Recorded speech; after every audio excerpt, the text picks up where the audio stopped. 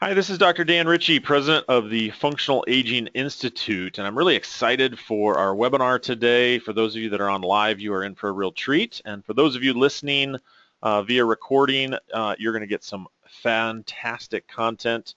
We have Kimberly Williams-Evans with us today, and she's going to be talking about how you integrate function and cognition so you're doing both functional and cognitive challenges in your older adult fitness groups. And really excited to have her share some of the group fitness aspect because frankly, that's not my strength or Cody's strength. So Kimberly, thanks so much for doing this. Welcome. Thank you. I'm glad you're excited, and I hope I live up to the challenge and make it worth everyone's time. I'm going to hit show my screen now, Dan, if that's all right with you, right? That is great. Yep. Go ahead and bring those slides up. You've got the screen control. And I'm going to moderate the questions. I'm going to moderate the questions. So I always tell people, Kimberly, as we're rolling, go ahead and throw your questions and comments in. But we're really not going to get to questions till the end. But if you throw in a question along the way that, if you're saying, hey, Kimberly's going way too fast, can you ask her to slow down? Or can she put that slide up again because it just had a fantastic quote? Pop those questions in and I will moderate those as we go. So Kimberly, the floor is yours. Take it away. Thank you. I appreciate that, Dan. And I appreciate everyone on the line spending your time to learn, and I want to make that time worth your while. Here's a little bit about me, and you're welcome to skim that. I think the important part is the last bit, where I'm very proud to be a functional aging specialist and to have gone through the training with Dan and Cody, and to have been teaching now for 3 decades, almost 4, around the world group. And I'm talking also to personal trainers. I'm going to move along so we see what you're in for, what I hope to bring to you, some of my goals for you, some of my goals for myself, and obviously wanting to reach your goals. But I do want to mention that this webinar is also applicable to personal trainers, especially those of you who do any kind of small groups. So whether you've got small groups or large, and whether you're not a professional and you're listening in to learn more about how you can improve your own workout if you're a 50-year-old or more, I'm hoping to make this pertinent. Here's what we'll be covering and why I call this the 5 + 5 = the top 10, because I'm going to talk about 5 principles that if you integrate them into your class design or think about them when you are putting together your curriculum or your exercise content, then you will be able to get what I like to call the 2-for-1 coupon special. Not only do your clients, members, class attendees get the physical benefits of your workouts, but also with a little planning and a little bit of extra insight, that you will also be able to enhance their cognitive skills, meaning their memory, their recall, their focus, their attention, and the ability to inhibit or stave off dementia. Then one of these principles, I'm going to go into a little bit more detail and talk about movement habits that do affect cognitive skills specifically. So if you are able then to apply even 1 or 2 of these principles and maybe even just 1 or 2 of the movement habits, then you can really rise to the top, be one of the top 10 for this age group. Talking about this age group specifically, let me come back a bit so I don't distract you, but talking about this age group, I do want to say that a lot of times the over 50s get conflated into kind of one group, baby boomers and mature adults, and I am going to be looking at principles that will affect from 50, 55 and up all the way to death. But there are times that I'll really want to distinguish between the baby boomer who's 51 to 69, the first of the baby boomers just turning 70 this year, and then the 70-year-old and up, because obviously this is a big range. So I do like to distinguish between those groups. They aren't the same, but for some of our purposes, what I'm going to share will apply to both groups. So that's my goal for you, is that my information helps you create programs that really help you stand out. My goal for myself is that I earn your trust or respect enough that as fitness professionals you might feel comfortable enough to refer some of your over 50 clients and members to the website that my sister Alexandra Williams and I have, which is Fun and Fit. You can see it right there, funandfit.org.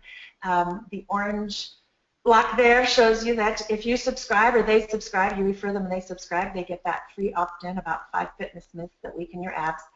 So let me move on from that and just say that that's one of my goals, is to perhaps motivate you to want to share our site with others for whom it might be helpful and applicable. Boom, So, boom chicka boomers is always how I remember you. Boom chicka boomers. right, yeah. I kind of got inspired one day. People have really responded to that. That, and they like the Catwoman glasses my sister and I wore in 5th grade. Yeah. So thinking of my sister, I do want to give her photo credit. She took all of the people photos. I took most of the landscape photos, but people photos of some of the people in my classes. So here's the gig. The over 55 exercisers, they want to work out. They want to be active, at least the ones who probably come to you as clients or members, and certainly the ones who come to us. They've already self-opted in to be active. But what we hear, and we've heard this for years, and we hear this across states, is that they're fine with not competing with the 20-year-olds, and they really have issues that they need to deal with. The way that my sister and I look at it is, we want to help them keep their world either the same or larger.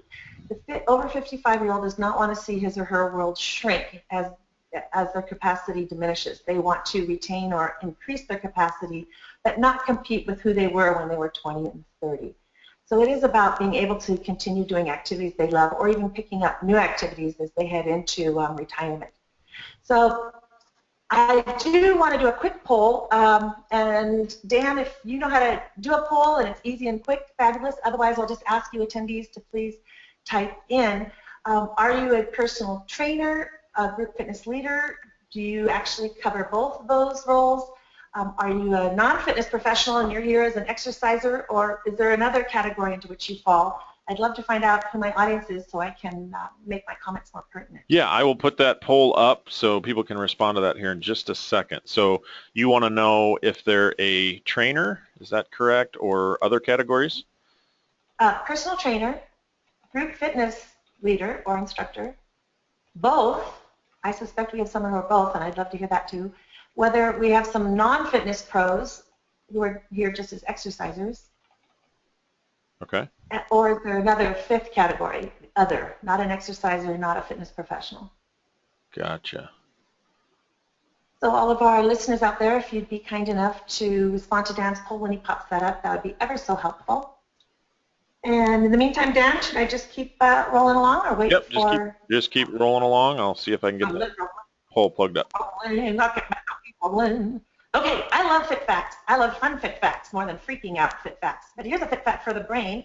As I hope all of you are aware, exercise literally changes our brain physiology. There's changes that occur as we exercise. So even within a 30-minute exercise session, we are affecting the ganglia, dendrites, axons, etc., and doing these things such as improving cognitive skills. And this is very motivating for the over 55-year-old, over 50-year-old. They love to hear that. So my first tip is tell them this. Let them know. As you're working out with me right now today in this class or session, here's what's going on. So that's a fun fact for the brain that I like to lay down. And as it flies in, the interesting thing is probably a lot of you have heard about, Sudoku and travel and picking up a new language and learning a musical instrument as all being fantastic ways to improve brain function. Cardio activity really is now listed as the #1 position, or #1 enhancer. It's moved into the #1 position. I suspect strength training is going to move into a top tier position as well. It's just that there really isn't enough research yet on the impact of strength training on the brain. And here you're seeing some of the members in my class. Now look, I actually gave them all a choice, always. I give them lever choices.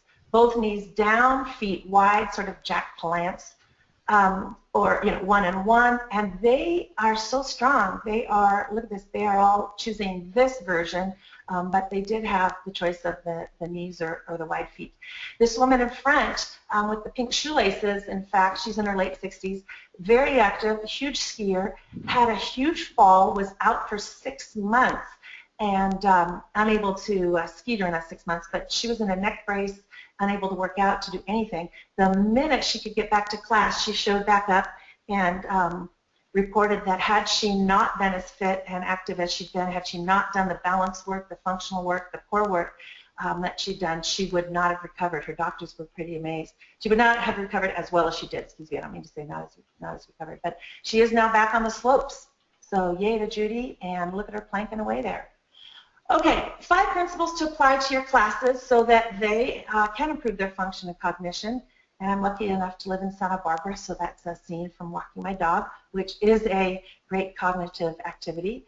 So let's look at those principles. Principle number 1. You want to offer patterns that enhance their cognitive skills. Well, that's pretty obvious. And I do adapt some of what I'm about to share with you from Carrie Eakins, who's a frequent Idea World presenter. She lives in Germany. She's a U.S. Citizen, finishing up, or she's finished up now her PhD work abroad. She's identified 7 movement habits that help with brain power. And I'm going to look at 5 for our intents and purposes that are the most salient. Okay, and here's our poll. Yep, I just launched the poll so people can start filing in their answers there. Fabulous. So thank you, Dan. And yeah, if all of you would be so kind as to click on the appropriate button while you're doing that. This woman here in front, Patty, she is 88 years old, and she is keeping up with, I've got some 50-year-olds in this class. She's not only keeping up, she's ahead of a lot of them. She is amazing. She just got back from a 6-week cruise to Italy with her Italian boyfriend.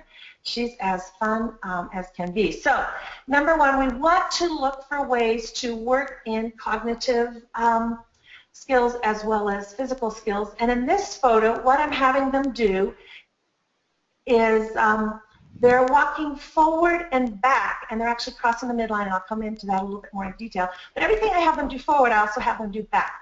They may choose to have their arms wide, as you see here with Patty, and then the woman in back with the orange, you see her hands are in close. The main thing I ask of them that is a nice tip for you as well is whatever arm position they choose, try to get it symmetrical for this intent and purpose. Other times you might want to work asymmetrically, but when we're working on walking forward and back, and those walks aren't just normal walks, I do some changes with them as well, then have them be aware of their arm position, maybe cue the symmetry and balance. And for Judy in the back there in gray, right after this photo, I cued her to put her chin parallel to the floor. In a class situation, do you see where we just have the mats there? I have them wait to get any other equipment. I don't want the equipment on the floor while we're practicing our walking and our heel toe and our midline crossing. And as you see, I encourage them to go in different directions. So that's an adaptation tip when you're going from one-to-one to one to a group, is taking advantage of your space. Actually, if this were a newer group, I would not have the mats out. I would have those clear as well so they don't have those obstacles. But I'm pretty familiar with this group and know their capabilities. But I do encourage them to use the mirrors and to go in whatever direction looks safest. I also encourage them, as you may, to go ahead and go towards a wall, hang onto a bar if you have one, to use another person, or to call for me to help them if they have any balance challenges. And we'll come to some of those people later. So under Principle 1, let's talk about some of these movement habits that will, in fact, enhance their cognitive skills. Okay, hold on 1 second, Kimberly. Were you able to see the poll results? I wasn't sure if you were able to see those. Oh, I didn't see the results, no. Okay. Well, first of all, it's a very unofficial poll, and because I did it quick on the fly, I made a big mistake. I didn't put the both option, so I forced people to choose personal trainer or group fitness instructor, and I think quite a few people were like, hey, I don't have the both options. So getting a lot of comments in the question box, I'm both. So 57%, we have 70 people on live right now, so if folks are wondering, there's 70 folks on live. 57% said they're a personal trainer, 28% a group fitness instructor, 4% said they're not currently working in fitness, and then the very fun 11% in the other category. So, and we don't exactly know how many of the personal trainers and group fitness are doing both. So there certainly are some based on that. So sorry, folks, for doing a quick poll on the fly, but I'm sure that's helpful information to you, Kimberly. So please continue. Yeah. It's super helpful, and of course, it always begs the question, who are the other? I want to know. Right, And right. And then, who of are the course, others? there were 18% of people that didn't respond to the poll, either because I didn't leave it up long enough or they just simply didn't care to answer. So, They probably ran to grab a snack or to walk forward and back, heel toe, and or staggered and or midline crossing. All right, so this first movement habit, try something new or novel. Now this may seem really obvious, but I'll tell you that one of the classes I teach, which is on a Friday, called Forever Fit, to the group that you're seeing photos of. And there's another instructor who teaches on Monday, a great instructor. They absolutely love him. Now, he does the same thing every Monday. And there's a group that absolutely loves that. We carry over a lot of the same people. So let's say we have 30 people in our class. 10 of those people go only to him because he does exactly the same thing every time. Same moves in the same order to the same music, really very little deviation. So for some of the older people, like some of the 10 who go to him who don't come to me, they're a little older and less capable. That is very comforting and helpful for them, and it's working. It's at least getting them into the class and they feel safe, and that's really critical. On Friday, they know that every Friday we'll have something new. There will never be the same class twice in a row, and I might get, of those 30, 10 who don't go on Monday, but they come only on Friday, and then the other 40, the other 20 crossover. So it's not as obvious as it sounds. Do look at what you're introducing and how often you introduce something new or novel. At least every 12 weeks, if not every week. I recommend something new or novel within the exercise curriculum, whether a class or a session. Having said that, let's move on to exercise habit number 2, following directions or cues. Now, we're in the perfect industry for this because this wasn't designed just to be for fitness. It was looking at what are the movement habits to enhance brain function regardless of the activity. It just so happens that following directions or cues turns out to be pretty critical. Well, that is perfect, especially for you group instructors and those of you who follow directions or cues as exercisers, and certainly for all of us who straddle both. For personal trainers, look at how much of your cueing maybe is directional versus motivational or just counting. I suspect that you have a variation of cues, but the more that it can be cues that they have to follow directions, the better for their cognitive skills. And again, that's different from doing cardio. I talked about cardio being number 1 for cognition as far as an exercise activity. If somebody's on a treadmill or just walking, that's a little different. It's still great, but it's a little different from being in a group cardio class, for example, or even a strength class with directions or cues. For many reasons, but one of the reasons is, you're on the elliptical or you're on the treadmill, you're probably not following directions or cues. All right, let's look at movement habit number 3. Ooh, look at that, building a case for group fitness. What can I say? I have a partiality. Moving to music or beats that offer more than just, thump, thump, thump, thump, thump. Probably, you professionals, by virtue of taking the time and effort to be with Dan and me today, aren't just playing thumpa thumpa. You have music. If you're using music at all, it's being organized into either 8s or 32s.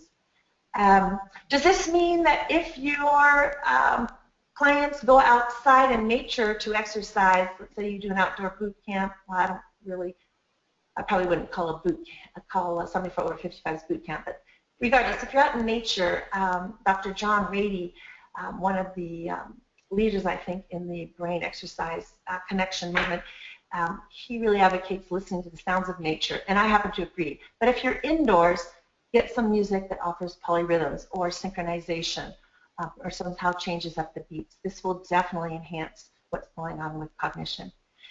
And then look at some aspect of complexity or choreography. Now, I'm not talking complex choreography, not saying you suddenly have to create some really intricate patterns. But if you are even able to move your people forward, back, side, side, maybe face the front, face the side, face the back, turning them quarter turns, all of this will enhance what's going on with them mentally. All right, so I want to briefly pause here and ask Dan, are any questions coming in yet about anything that I've said, or are people wanting any more examples to some of the movement habits? Yes, Alexandra Williams asked, do you have an example of these kinds of cues? So I think Okay, back a habit or two. that means she thinks I went over this too quickly. Thank you, Alexandra, my lovely sister. Ah, Examples of that's your sister chiming in. I wasn't sure, so I'll give her the benefit of the doubt. But it was a valid question. well, it's a great question, and I think that's her way to say maybe I went over that too quickly. But really, it's any type of movement direction or cue.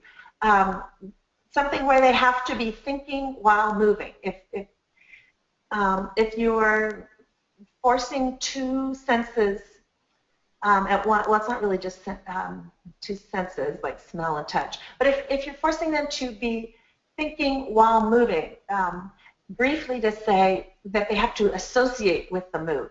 Because sometimes when we're exercising, we want to dissociate. We just want to, either put on the music or turn on the machine or, get into our repetitions and just go and not really think about what we're doing, dissociation. And that has benefits. It allows us to work a little more intensely.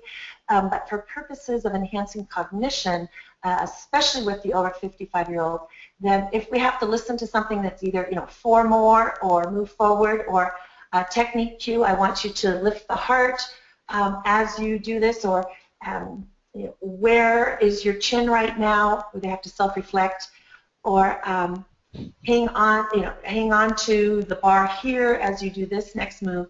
Any of those kind of cues will be helpful for improving cognition. All right, so I think any other questions, Dan, that popped up, or anything else that might need clarification?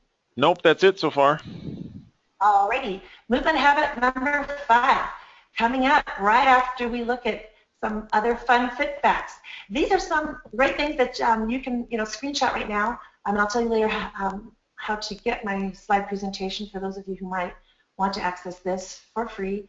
I will make it available to get the whole slide presentation. But having said that, if you want to screenshot this, here are a couple of fun fit facts you can bring into your exercise classes or sessions.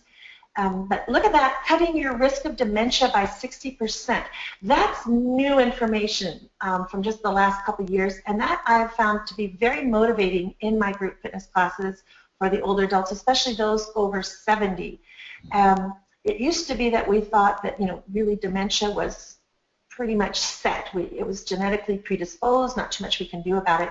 And all the information coming out in the last few years is showing that we have a lot more control over what our brain's performance can be and do as we age, and exercise being the #1 way to do that. All right, so let's move on to movement habit number 5, still under principle number 1. So you can see on the right, here's one of my youngsters. She's actually, she's in her late 50s, and really, really fit, very, very active. Behind her, it's a little tough to see the man behind. See how he's got some asymmetry and his eyes are down. He just turned 70. He's always been very capable. He's having some balance challenges this last year and some actual narcolepsy. So he likes to stay where he can be closer to something to hang on to, and he's kind of having a little bit more challenge. The woman on the far left here, kind of interesting in the gray-blue, Deborah, she absolutely amazing. She's 79, and she also fell not only once but twice. A few weeks ago, she was in a restaurant and suddenly lost consciousness. She's still not sure why, and fell and slipped out of her chair, hit her head. That her family called 911. The paramedics came, and she regained consciousness, and they allowed her to walk out. And they were not on either side of her, but to the side of both of her on one side of her. As she was walking to the ambulance, she fell again and really smacked her head and face pretty hard, which is a sad story. The good story is, look, this is her now after that accident. She has recovered fairly well. She came back to class again. She said, if I had not come back to class, I would still be at home depressed and incapable, and she's very devoted to coming to class. The others are very welcoming of her, very supportive, and she's really, really attributing her quick recovery to the movement that she's been doing. Behind her, the man you see kind of looking down, he has some dementia, and he has some other issues. So he doesn't do all the moves, and that's okay. I don't care, and I hope you don't care, whether people come to your classes and just sit there. I've even told my groups Come if you want. You can just sit on your mat the whole time. They are still getting social interaction, although this man, Marty, actually tries and does a lot. His form and technique, all I do is make sure he's safe. With him, I don't aim for great technique. I just make sure he's not injuring himself. And the woman in the choral in front, she's in her 70s and takes 0 medications, absolutely 0. And she's very, very proud of that fact. She's stunned her doctors. So here we're again using this warm-up move that I adapted from what Dan and Cody present as far as walking forward versions and walking back. All right, principle number 2. I like to move from inside out, from the center to the hands and feet. And if that interests you, go to this video, maybe not right now, but maybe just screenshot this, or when you get the slides, link over. But this move that I'm doing here, and we have a video for you in that blog post that I reference on this, it's a great, great way to test core strength. And you, as fitness professionals, and even though a few % of you who are in the other or the exerciser category, try this move. Put your hips on a mat so that you have a little cushioning. Go perpendicular. Start at one end of the mat as I am here. And with your body in full extension, nice and taut and extended, no momentum, using your core strength, see whether you can roll, make a complete revolution one way and then the other, and whether you can, if you can, and very few people can, even fitness professionals have a challenge with this, tapping into that core strength. So it's not just having core strength, it's having functional core strength and the ability to actually use that. And I love bringing this move into class once in a while because it's not only very helpful, but it gives quick feedback to everyone in the group right away and to your one-on-one clients as well about how strong their core is or isn't. As you or they try this move, you may find that you have sticking points. Maybe you can get the move started and you desperately want to stick a hand or an elbow or a foot down like a kickstand, or you get stuck partway and you're halfway there and then you either fall into it or you just can't keep going. That's really common, but the nice thing is this diagnostic tool is one that you and your members and clients will be able to improve on right away, right within 3 minutes of a class, and then certainly from, in my case, I do this move like every couple months, and people will improve within that. So this is a really fun one. So this is how to train them to be thinking of moving from the core out, from the center to the distal, proximal to distal. This one move alone, I think, will really be fun for you and for them. But certainly it's a great way to kind of rethink all of your approach if you're not already thinking in those terms of first kind of lock down or integrate or activate. I don't know if lockdown is the right term. Activate what's going on from the center before we put weights in their hands, especially as they get over 65, over 70. We want to make sure that what's happening at the core is safe before we load up the extremities. Okay? Unless there are questions on this, and if there are, type them in, let Dan know. Then let's move on to principle number 3, which I think is going to be pretty obvious to this group. Thank you, Cody and Dan, and the Functional Aging Institute again for all their work on function and offering functional options. And so this is kind of just a brief overview and probably fairly basic for most of you, but I do want you to think in terms of, as I do with my class, when I bring a strength training move into a group class, is there a direct application to their daily life? And I even have them tell me, what are some of the things that you're having challenges with? Talk to me about moves that are getting more difficult for you. Is it getting in and out of your car? Is it turning your head to see the car in the lane next to you? Is it being able to snowboard next week when you go with your family to learn a new skill? Is it traveling and getting up and down the stairs of some foreign country's castle that has no handbars? So I ask them for examples, and then we look for moves that can enhance that or that will mimic that for our strength training purposes. And I do want to talk about balance because I see a lot of balance moves out there in other classes that are holding balance. And while there certainly is value to that, and I believe in balance moves that are static and holding, mostly we need to be able to balance while moving, and of course the prime example is walking. Every time we take a stride, we are balancing on one leg.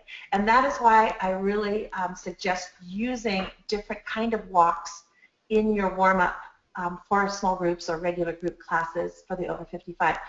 Walk forward, back, normally walk forward, back, heel, toe. I give some more examples here. The dog step overs, which I adapted from what Dan and Cody do, which is moving side to side, up and over. You pretend you either have, and I tell them, pretend you know, it can be a Great Dane, it can be a Chihuahua, but whatever dog you step over going left, please step over the same dog going right so you don't squeeze your dog in the middle. And then we do dog step overs front and back. So that's the ability to get up and over things. And then you see these other examples. I also encourage you to look at speed. Have them slow down their walks. This will be very challenging and works extremely well in a group setting. Have them walk, you know, in any direction that's safe and has a clear path. You can put them all in a circle going clockwise, or you can have them just turn right and left. But have them slow down their walks and really watch what happens with balance. Watch what happens right to left. Watch what happens with the arms, which will probably drop out. You will start to see breakdown, especially balance breakdown. Also look for stride length. As they slow down their walk, you will probably see them shorten up their stride. So these are all things to work on, to point out, to cue, and to enhance for them. You can really determine a lot just in the warm-up with these different variations of walking and you know, up and overs. All right, principle number 4, related to what we just talked about, looking at more balance options. And of course, we have what I call, you know, 2 categories. We have the category of actual balance exercises. Here's a balance move. This is specifically, let's say, an example is, I want you to support on your left leg, you know, softening your knee and cueing all the technique for that. Support on your left leg with great alignment, et cetera, however you cue that. And then with your right leg out in the frontal plane, abduct basically, and then pull the leg across the body. So, and maybe the opposite arm, if they're on the right leg, then their right arm is extended out on an angle, and they're bringing their right arm down and across their body as their left extended leg comes up and across. So you're crossing across yourself. That's a balance move. So those are great, and certainly another example, let's say I have them support on their left leg, and then I have their right leg extended behind them, so we have glute contraction, hip extension, right leg behind them, and the weight on the front or support leg. And then I might have them touch the toe behind and then lift that knee to the front and then give me rotation twist with the opposite elbow. So if they're supporting on their left leg, their left elbow would come across as the right knee comes up, and then they'd extend again behind them. And I know it's a little difficult to picture this, but these are balance moves per se, designed for balance. What I also love and really, really want to tell you is such an easy way to enhance and improve and bring more value to your group classes or small group sessions is whenever you have your participants doing anything standing, even if it's static, even if you're just standing and doing a bicep curl, give them balance options, and there's such a wide range. So I've listed them here, the examples. The wide stance, where their feet are wider than their shoulders, for those who need more control.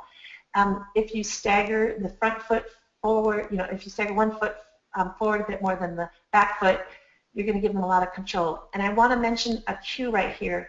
I rarely cue options as easier or harder. In fact, I never cue options that way. I cue options as either offering more control or more challenge. Either one sounds positive. Or I offer moves that I offer cues that say more mobility or more stability. And if I need to, I will also talk about option 1, option 2, option 3, or version 1, 2, 3. But especially in groups where you'll have levels, I want to really help you bring to your awareness level that people will try, as we all know, they'll try to do whatever they think is what you want from them. And if they see that you are cueing something as, you know, the default and it's the most challenging option, or you call it the more difficult, they will strive for that, and that might not be appropriate. But if you call it the easiest, they also don't like that. Nobody wants to be doing the easiest version. So I really talk with this group, especially in terms of more control or more challenge, or version 1, version 2. So as you see the progression here, the ascension, we're getting more challenging.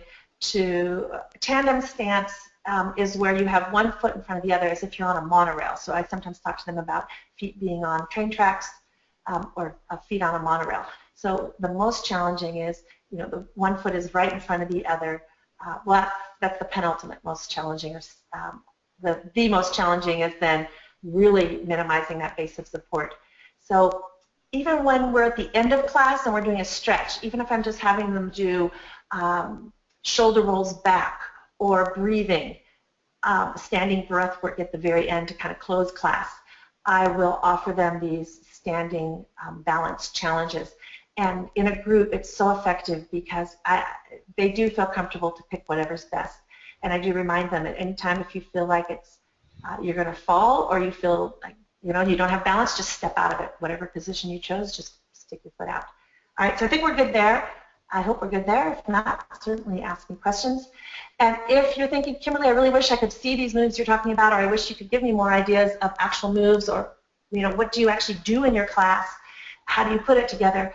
Then I encourage you to attend my session at IDEA, and there's the information about it. And for those of you going to the IDEA convention, hope I do see you there. And if you do attend my session, please come introduce yourself. Hey, Kimberly, I was at Yours and Dan's webinar, and that's where it is a workshop that will give you more scoops. So that's the deal there. Kimberly, can you bounce back one slide? Sherry does have a good question. When you do staggered stance stuff, do you encourage alternating lead legs? So do you encourage them to not always have the same foot, forward? Yeah, I love how she's thinking. You said Sherry? Sherry, yeah. That's a great question. Yeah, that's a great question. I love how she's thinking, and the answer is yes. I actually, I'm glad she brought that up. I make sure that I build in almost exact time with right lead leg as left lead leg. Okay, so good. I might change halfway through a particular move, or I might do all of one side with one move and then switch sides for the other. But yeah, I really, I'm glad she had me clarify. Any of the stances aside, well, in a group, I make sure to do that to switch, because I rarely will get the entire group doing parallel. So it will make a difference. I'll always have at least somebody or many somebodies with a right lead leg versus the left lead leg. And actually, I apply that principle. Maybe I have like 6 principles I should have done. But the principle of symmetry and balance right to left, I apply that to all the moves. Even if we do something asymmetrically, if we work the left side on a resistance tube move, I will make sure to spend the same time on the right. So thanks, Sherry, for that question. Were there other clarifications or questions? Well, there's one, but let's tackle it later. I think we can do it when we get to wrapping up. Okay.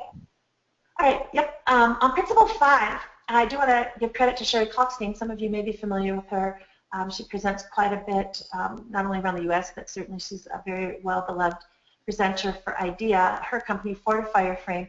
I do want to say Sherry really specializes in the 70-year-old and up. So this is one instance where she herself will say, yeah, I don't really address the baby boomer as much as I address the 70-year-old and up. And more specifically, she works a lot with the frail elderly, which is a different group from my group, although I do have a few frail in my class. I mentioned the man with some of the dementia. But having said that, what I've discovered, especially in the group setting, is that a lot of the work and principles that Sherry uses related to core and ab work really work great in the over 50 group setting as well. And that is, I really minimize crunches. I minimize anything that's lifting their upper body towards their lower, because the abs, as we know, they're kind of different from every other major muscle in our group, because we can activate them from the top down, that is lift the upper body towards the lower, or we can activate them from the bottom up, that is like a reverse curl. We can't really do that with our other muscles. And so this, aspect of the abs and their anatomical design allows us to let people keep their heads down. And you see in front here, Rhonda has a towel. She is experiencing some spinal issues recently. She's always been extremely active and fit. She's one of the younger ones in my group, and she has some spine issues. So she loves and is very happy when we do our work. Here we're doing toe touchdowns, where we start with the knees at 90 degrees and just over the hips, and then they alternate, one foot down, then all the way back, other leg down, then all the way back, and then we do reciprocal where they pass each other by. So one coming up as the other is going down, and keeping the core engaged. But there are so many great ab moves, and I want to encourage all of you to look at what you're putting into the core and abs section of your workouts and see whether you can replace some of those upper body neck flexion exercises with core work that does not require a lot of neck flexion. I mean, think about it. As you're getting into your 6th, 7th, 8th decade, you've got already rounded shoulder syndrome, forward head thrust, and this is a group that really doesn't need to be jutting forward and rounding their shoulders more and doing curvature at the upper spine. This is really a group that needs to be focusing on what's happening at the core. I mentioned some of these examples. There's another example, the marches, where your legs start at the ground, knees bent, and you pretty much just pick the feet up, marching, marching, marching, but of course with the abs engaged throughout. Bug series, pretty cool, love that. Hard to explain, I'll be doing it in my idea session. And if you come to our website, thefunandfit.org, and you type in bug or bug series or abs or core work, you'll get lots of options there. Okay, so looking on quick fit, fun fit fact for the brain, right away, this is more of a freak out fit fact. As you can see, we do have the ability to affect positively the rate or incidence of Alzheimer's by bringing our body fat down. And this is, again, something that your over 55-year-old exerciser loves to hear, because they're in with you exercising, so you are validating what they're doing, and they feel pretty good about that they are making that difference. And of course, another fun fit fact for the brain, that really even starting as young as 40 years old, we start losing brain volume and brain density. So every passing sedentary year is going to reduce our brain capacity and weight and volume without activity. So 150 minutes a week of cardio isn't that much, and especially if you're teaching a cardio class for these older adults, or you have older adults in any of your cardio classes, hey, lay this fun fit fact on them. It's very motivating. All right. So here now, I'm starting to wrap up, and I do want to leave time for questions. I'm giving you a couple examples, move your body to improve your brain. These are posts that my sister and I have on our website, so I want to encourage you to go to our website if you're interested to read a little bit more and see some of the citations we have there. We have kind of an irreverent, fun style, I think. I like to flatter myself. Exercise can train your brain, exercise you right to a better brain. So these are just examples of posts we've done. There's John Rady there. I got him to autograph my book. I had to follow him. I was a stalker. I followed him down to Rancho La Puerta, Mexico, when he was speaking, just because he is so phenomenal and influential in this industry. So yeah, if you type in brain, you see how we have a search section. I don't know, right here, my cursor, I hope showing you. On our website, we have a search section. If you just type in the word brain, you can bring up these articles. So a quick summary, the 5 principles of class design.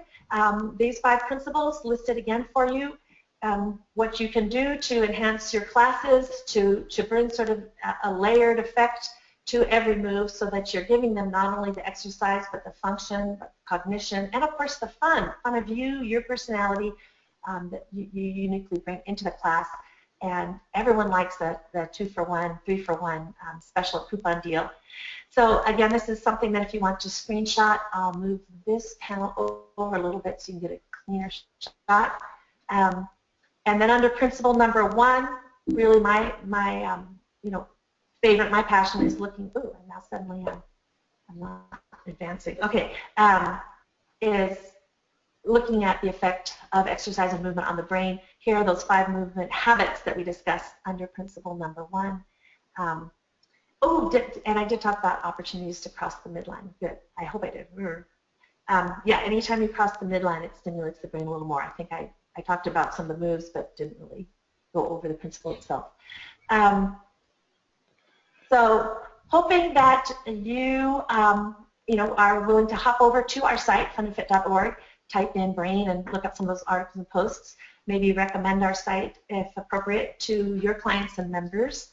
But at this point, I'd like to turn it back to you, Dan, to ask, and I'll pop this screen back up, whether there are questions or comments for me. Yeah, we got a couple good questions that came in. That can you hear me? Okay. Me, Kimberly, can I hear you? Yeah, you hear me? Okay. Okay. You said you have dark chocolate for me, and that you can't believe that I shared that amazing content. Yeah, I was pretty sure you weren't hearing me well. Yeah. Must be the male-female communication at odds as usual. Sherry actually asked a great question about she followed up her staggered stance, and you answered that really well. And then she followed it up. Do you find one side's more unstable than the other? If so, is it the dominant or the non-dominant? Oh, that's a great question. Thank you, Sherry. 5,000 unredeemable points for attending and asking questions. In a group, honestly, here's what I often will see. I don't so much see that in a group there's going to be like 90%, right side dominant versus left. I will see a difference, and I sometimes will see in a group that there'll be a move that we'll do, and we'll do it on one side, and they'll be a lot better than on the second side. And I'll actually note that. In class, I'll just call that out. I'll say, hey, gang, how many of you felt more comfortable on side 1? And I'll see a whole bunch of hands go up. And I'll say, yeah, that's what I'm seeing as well. We looked like side 2 was a lot more challenging. I saw a lot more knitted brows. Your tongues were sticking out of your mouths. And suddenly our eyes dropped and our chins dropped. Let's try side 2 again, being aware that this was a more challenging side for us. Now, I haven't seen that applies to right versus left.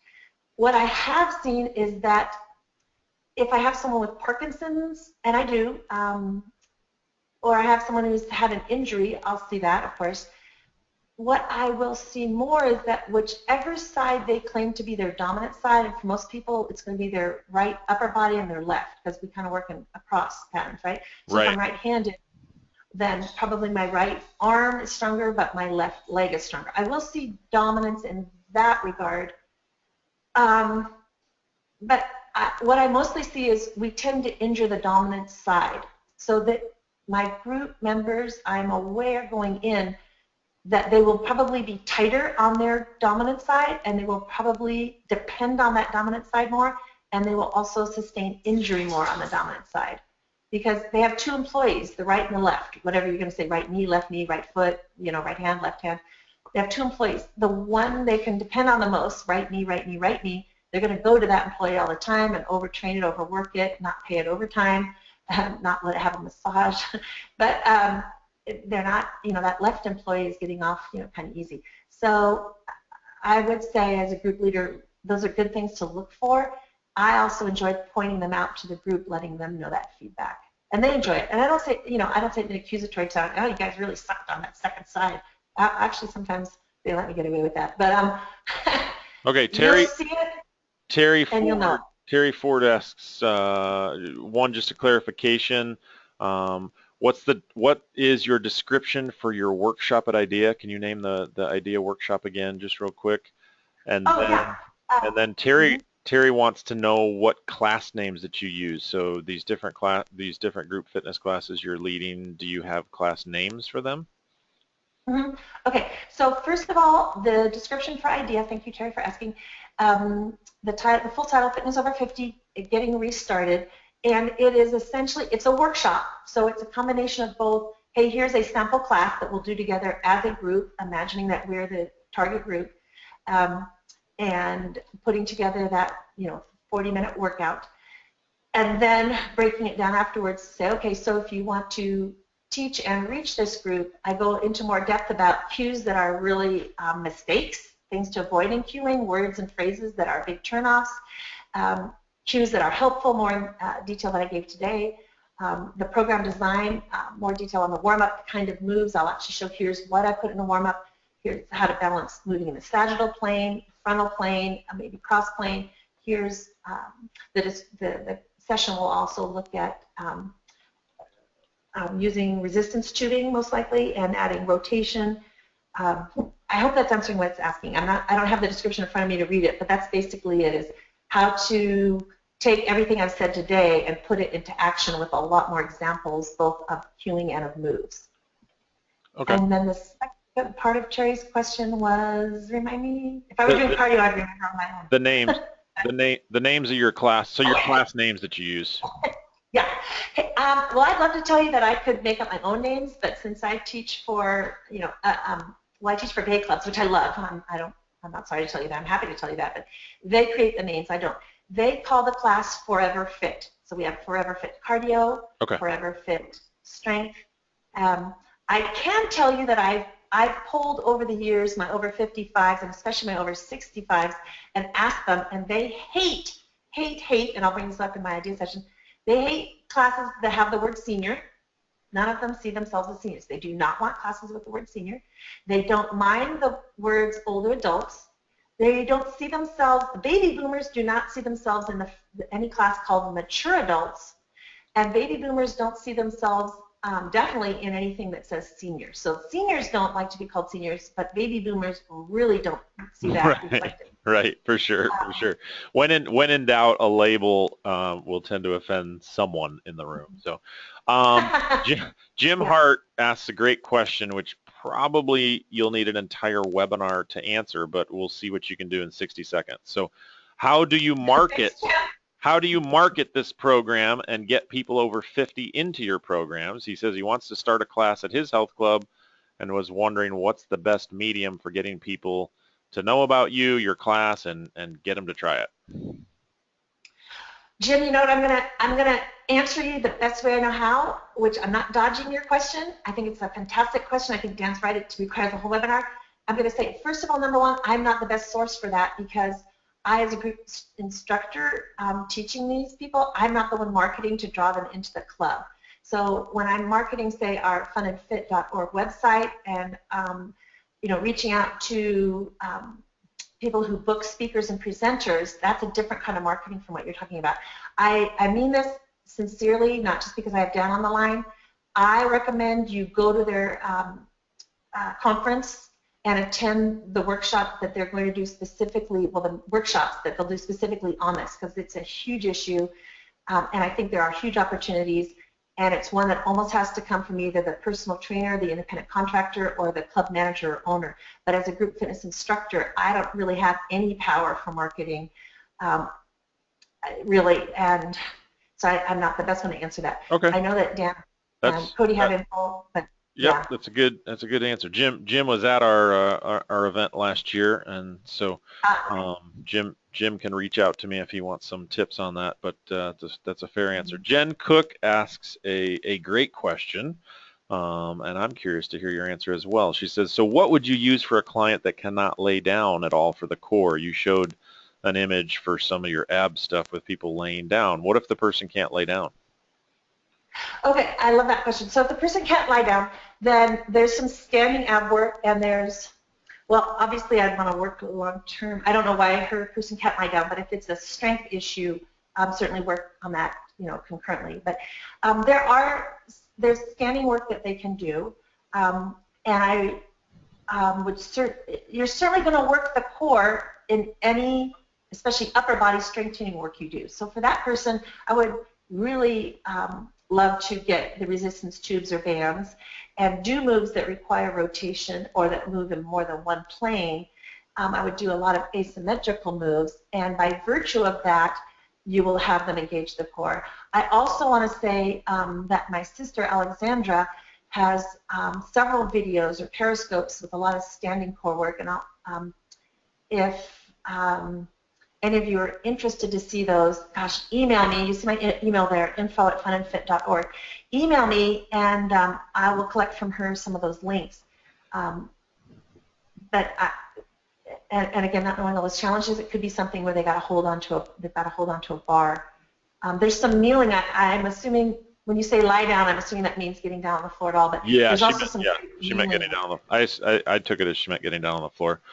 All right, Oh, we've yeah. only got a couple minutes left. I want to honor your time and our viewers as well, and I've got like 19 more questions. So just so everybody Oh. knows, we're not going to get to them all, but I'm going to rapid fire through some of these.